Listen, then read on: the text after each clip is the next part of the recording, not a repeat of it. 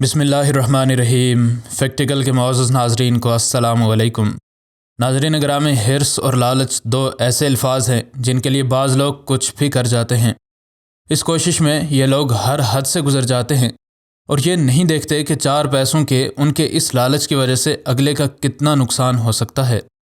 بعض اوقات تو یہ لوگ ان کاغذ کے ٹکڑوں کی وجہ سے ایسے ایسے جرائم کر ڈالتے ہیں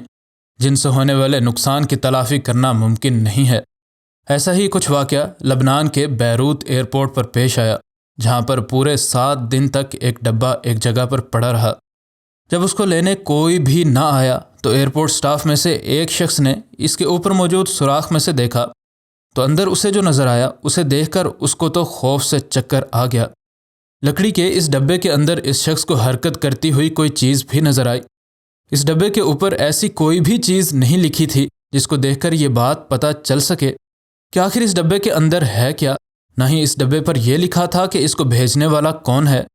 ایک کارگو جہاز پر یہ ڈبہ بیروت ایئرپورٹ پر پہنچا تھا اور اس پر چونکہ یہ ایڈریس بھی نہیں لکھا تھا کہ آخر اس ڈبے کو دینا کس کو ہے۔ اس وجہ سے ہی یہ ڈبہ کئی دنوں تک اس انتظار میں پڑا رہا کہ اس کا مالک شاید خود ہی اس کو لینے آ جائے یا کم از کم ایئرپورٹ والوں کو کال ہی کر لے، لیکن ایسا کچھ بھی نہ ہوا۔ یوکرین سے آنے والے اس ڈبے پر محض منزل ملک شام لکھی تھی اور فی الحال یہ لبنان کے ایئرپورٹ پر پھنسا تھا۔ جب کئی دنوں تک اس ڈبے کو لینے کوئی بھی نہ آیا اور کسی نے بھی اس کے بارے میں نہ بتایا تو آخرکار ایئرپورٹ سٹاف میں سے ایک شخص کو شک سا ہوا۔ یہ شخص روزانہ کی بنیاد پر اس ڈبے کے پاس ڈیوٹی کرتا تھا اور گزشتہ کچھ دنوں سے اس کو اس جگہ سے عجیب و غریب بدبو آ رہی تھی۔ وہ کافی دن ڈھونڈتا رہا کہ آخر یہ بدبو آ کہاں سے رہی ہے،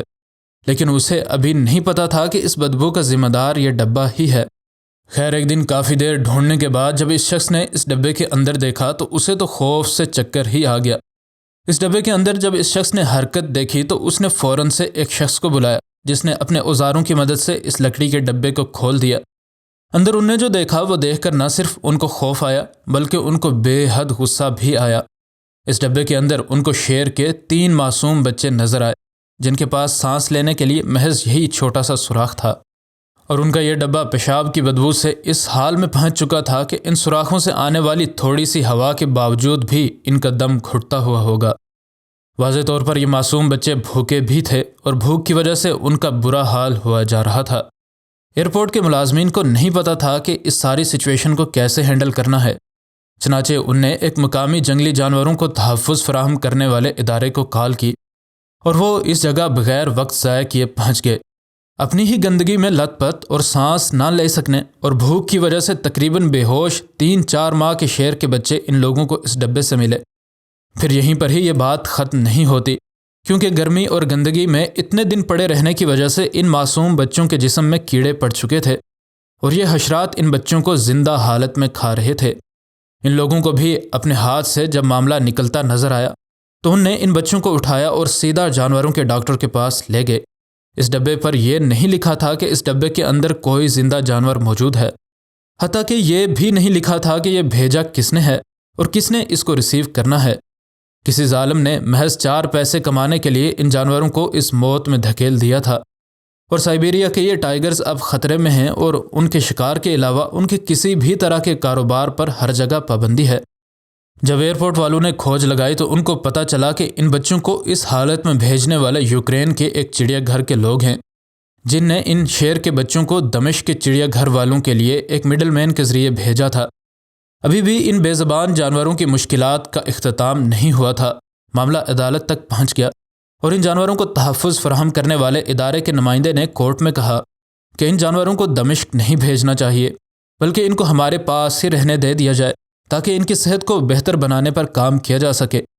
ان لوگوں نے عدالت کے سامنے اس بات کا بھی ثبوت دیا کہ چڑیا گھر والا معاملہ صرف جھوٹ ہی ہے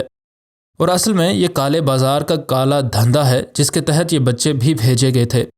اور اتفاق سے ریسیو نہ ہونے کی وجہ سے پکڑے گئے۔ ان لوگوں نے عدالت میں یہ بھی بتایا کہ ان بچوں کی ماں نے 2012 سے آج تک 12 بچوں کو جنم دیا ہے،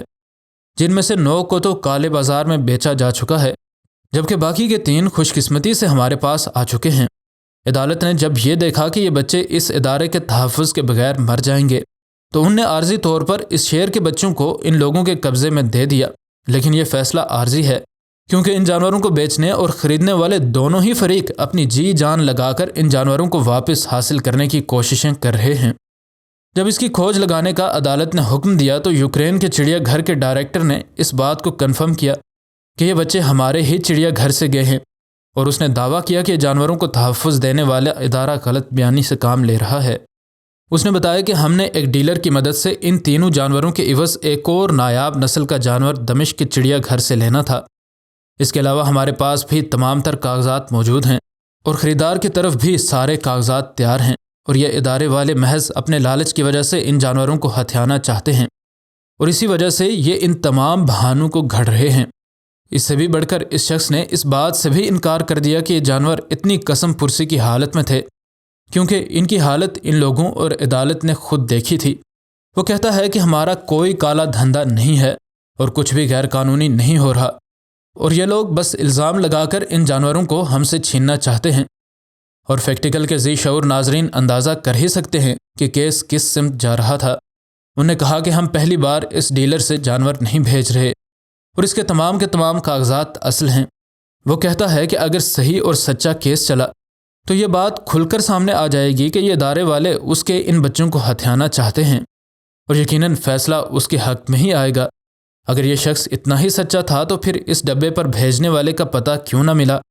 اور ریسیو کرنے والے کا پتہ بھی نہیں لکھا گیا تھا؟ یہ صرف محض جھوٹ ہی لگتا ہے کہ یہ ڈبہ شام میں جانا تھا،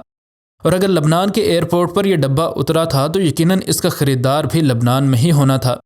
اور محض اس واقعے کو قانونی رنگ دینے کے لیے یہ چڑیا گھر والا معاملہ بیچ میں ڈالا گیا۔ اور اگر یہ ایسا کوئی بھی کاروبار نہیں کرتے تو بس ایک چیز کی وضاحت کر دیں کہ آخر اس ٹائیگر کے باقی کے 9 بچے کدھر گئے؟ ادھر یہ 3 بچے جن میں سے ایک نر اور 2 مادہ تھیں اب صحت مند ہو رہے ہیں، لیکن ابھی بھی ان کا مستقبل تاریک ہی تھا، اور جب تک عدالت کا فیصلہ آتا، کیونکہ کالے بازار میں یہ بچے لاکھوں ڈالرز کے عوض بکتے ہیں، اس وجہ سے ہی یہ بات بعید از قیاس نہیں ہے کہ اس کے مالکان آخری دم تک ان کو واپس حاصل کرنے کے لیے ضرور کوششیں کریں گے۔ اس بات کی صرف امید ہی کی جا سکتی ہے کہ ان بچوں کو اس ادارے کے حوالے ہی رہنے دے دیا جائے، تاکہ کم از کم یہ صحت مند تو رہ سکیں، اور اگر ان کی قسمت اچھی ہوئی تو اس ادارے کی پالیسی کے مطابق ایک دن ان کو ان کے اصل گھر یعنی جنگل میں ہمیشہ کے لیے چھوڑ دیا جائے گا۔ ایسا ہی کیس ایک 58 سالہ بوڑھے کے ساتھ بھی ہوا، جو کہ جب ایئرپورٹ پر اپنے بڑے اور بھاری بھرکم بیگ کے ساتھ آیا تو اس پر کسی نے بھی شک نہ کیا، لیکن ایسے لوگوں کو ہی پہچاننے میں مہارت رکھنے والے ایئرپورٹ کے عملے نے جب اس مشکوک شخص کو دیکھا تو اسے مشکوک پا کر اس کو اس کا بیگ کھولنے کو کہا گیا۔ تو پہلے تو اس شخص نے انکار کیا، لیکن جب ان لوگوں نے اس کو قانون کے ساتھ نہ دینے کے نتائج سے دھمکایا تو اس نے یہ بیگ کھولنے کے لیے ان لوگوں کے حوالے کر دیا۔ اندر ان لوگوں کو 10 چھوٹے بیگ ملے، اور ہر بیگ کے اندر سے دبی دبی آوازیں آ رہی تھیں۔ ان نے جب ان بیگز میں سے ایک کو کھولا تو ان کو اندر ایک بندر کا بچہ ملا، ایک کے بعد دوسرا، حتیٰ کہ سارے کے سارے 10 بیگز ان لوگوں نے کھولے تو ان کو تمام بیگز کے اندر سے نایاب نسلوں کے بندر ہی ملے۔ ان جانوروں کا ان تنگ بیگز میں رہنے کی وجہ سے بڑا برا حال ہو چکا تھا، اور جانوروں کا غیر قانونی کاروبار کرنے والے اس شخص کو فوراً ہی گرفتار کر لیا گیا۔ تھوڑا سا ڈرانے دھمکانے پر اس شخص نے یہ بات مان لی کہ وہ یہ جانور روس کے دارالحکومت ماسکو میں بیچنے کے لیے لے جا رہا تھا۔ چند پیسوں کے لیے اس نے ان جانوروں پر جو اذیت اور مظالم ڈھائے، اس کی سمجھ اس شخص کو شاید تبھی آئے جب اس کو بھی ایسے ہی تنگ باکس میں بند کر کے رکھا جائے۔ مزید نئی ویڈیوز کے لیے ہمارے چینل کو سبسکرائب کر لیں۔ ویڈیو پسند آنے کی صورت میں ویڈیو کو لائک اور دوست احباب سے شیئر ضرور کریں۔ انشاءاللہ ملتے ہیں اگلی ویڈیو میں۔ فی امان اللہ۔